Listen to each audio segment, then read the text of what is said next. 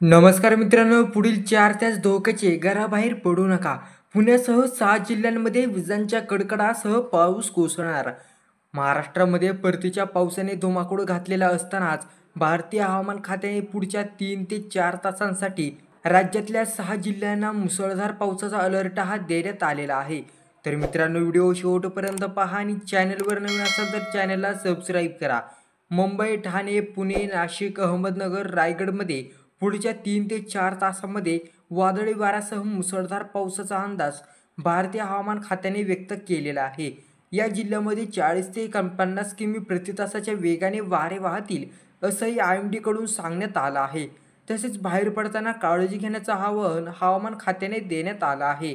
IMDने मुंबईमध्ये पुढच्या 36 तासांसाठी ऑरेंज अलर्ट देण्यात आलेला आहे.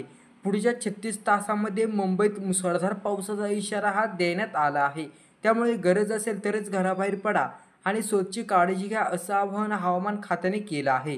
पुण्यामध्ये सलग तिसऱ्या दिवशी मुसळधार पाऊस सुरू आहे. दुपारनंतर पुण्यात मुसळधार पावसाने हजेरी लावली.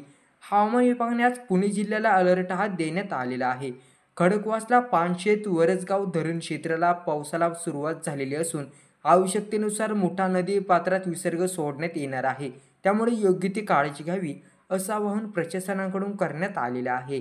पुणे शहरात पुढील 2 दिवस ऑरेंज अलर्ट तर पुण्याला रेड अलर्ट देण्यात आलेला आहे. वातावरणातील अनुकूल घडामोडीमुळे पुण्यात 2 दिवस पावसाचा मुक्काम राहणार आहे. पुणे जिल्ह्याच्या घाट परिसरात जोरदार पावसाचा इशारा आहे. उपनगरातही मध्यम ते जोरदार पाऊस पडेल असा अंदाज हवामान खात्याने देण्यात आलेला आहे. काल पुण्यात वादळी वाऱ्यासह पाऊस झाला होता.